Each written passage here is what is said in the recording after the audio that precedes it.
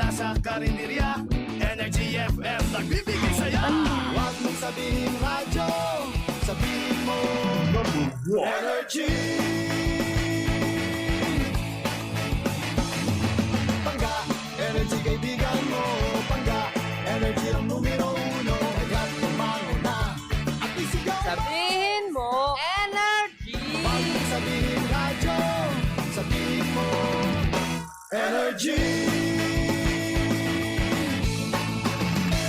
Lihim ng liham.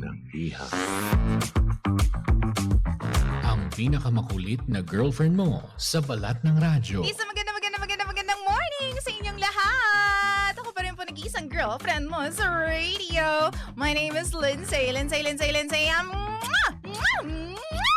Makulit pero may puso, handang makinig sa mga kwento mo. Alam mo, feeling ko kailangan mo na siyang iwan kasi it doesn't make sense. Ang kwento sa lihim ng liham.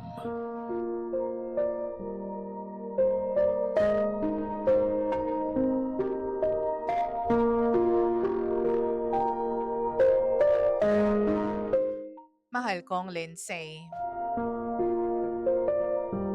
Tawagin niyo na lamang po ako sa pangalang Bea. I am 31 years old at my husband is 35. Almost 8 years na po kaming magkasama at meron din po kaming cute na 2 years old na anak. Bago kami ikasal noon, DJ Lindsay, taong 2021, dumaan kami sa matinding problema. Halos ilang buwan kaming walang communication, matapos po ang sunod-sunod na away. Honestly, kaming dalawa akala namin hindi na kami magkakabalikan. Akala ko, hindi na matutuloy ang kasal dahil sa hindi namin pagkakasundo. Habang hiwalay kami, meron akong sikreto na hindi ko pa sinasabi kahit kanino.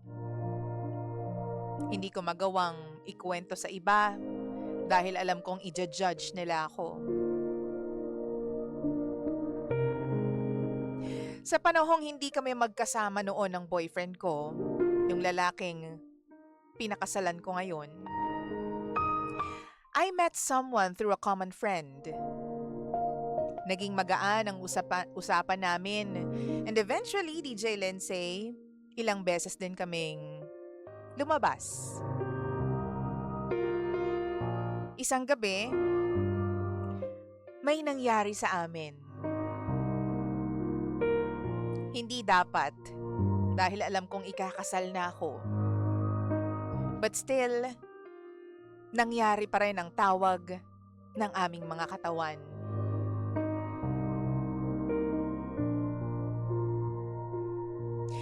Wala kaming naging relasyon matapos yun. Ilang linggo lang ang naging pag-uusap at pagkikita namin. Tapos biglang nagparamdam ulit ang boyfriend ko. Nagkaayos kaming dalawa and we realized na mahal namin ang isa't isa. Nag-usap kami tungkol sa mga problema namin at nag-decide kami na ayusin ang lahat. And eventually, natuloy ang aming mga wedding plans noon. And now, happily married. Meron lang akong isang bagay na hindi masabi-sabi at maamin sa kanya. Simula pa lang nung naging kami, lagi niyang sinasabi sa akin na gusto niyang kami lang ang maging first ng isa't isa. Pareho kaming first relationship at first intimate partner ng bawat isa. Alam kong kung aaminin ko sa kanya, ang nangyari habang magkahiwalay kami noon, malaki ang posibilidad na hindi na matuloy yung kasal namin. Natakot akong mawala siya, DJ Lindsay. Kaya pinili ko na lang na manahimik. Lumipas ang mga taon, every now and then, nababanggit niya pa rin yung panahon na nag-break kami. Minsan tinatanong niya ako kung may nangyari ba talaga sa amin nung lalaking napabalitang nakasama ko noon. Lagi kong sinasabing wala. Every single time, DJ Lindsay. Alam kong nagsisinungaling ako sa asawa ko dahil iniisip kong mas mabuting ibaon na lang sa limot ang nakaraan kesa sirain ang pamilya naming buong buo. Kaso DJ Lindsay, heto na naman. Lately, hindi na naman maganda ang takbo ng aming marriage. Palagi kaming nag-aaway even over the smallest things. Tapos bibihira na kaming magkaroon ng quality time. Tapos pareho na kaming madaling mapikon sa isa't isa. Pakiramdam ko, parang unti-unti na kaming lumalayo. Kahit na magkasama lang naman kami. Last week, habang nagtatalo kami tungkol sa relationship namin, bumalik na naman yung topic tungkol sa panahon na break na kaming dalawa. This time, DJ Lindsay, hindi ko kinaya. Inamin ko na lahat sa kanya. Sinabi kong may nangyari sa amin ng ibang lalaki na yon habang hiwalay kami. At tinago ko yun. Tinago ko dahil alam kong hindi niya ako pakakasalan noon kung nalaman niya ang totoo. Parang gumuho ang buong mundo niya. Hindi siya sumigaw o nagwala, DJ Lindsay, pero umupo lang siya at tuluyang natahimik. Maya-maya, sinabi niyang mahal pa rin niya ako.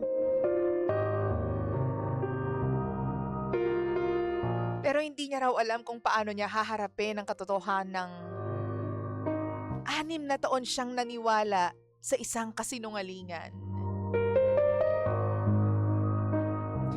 Ang sabi rin niya sa akin, kailangan niya muna ng space. Kaya umuwi muna ako sa bahay ng mga magulang ko kasama yung anak namin. Hindi niya naman sinabi na gusto niya nang makipaghiwalay sa akin. Ang sinabi lang niya, hindi niya raw alam kung kaya niya pa ba akong pagkatiwalaan. Hindi niya alam kung kaya niya pa ba akong tingnan sa parehong paraan gaya noon. Sa isang banda, gumaan ang pakiramdam ko dahil wala na akong tinatagong sikreto sa asawa ko. Pero mas mabigat ang konsensya ko ngayon dahil alam kong ang kapayapaan ko ay may kapalit. Yung sakit na nararamdaman niya ngayon.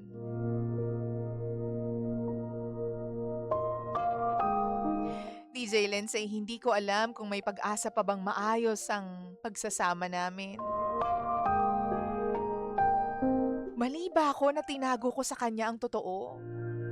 Na tinago ko sa kanya yung nangyari para nang hindi mawala yung taong mahal ko? O baka naman ako mismo ang sumira sa pundasyon ng relasyon namin? Sa bawat araw na tinago ko ang sikreto ko. Ano po bang dapat kong gawin?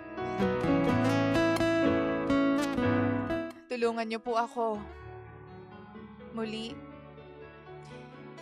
ako po si Bea.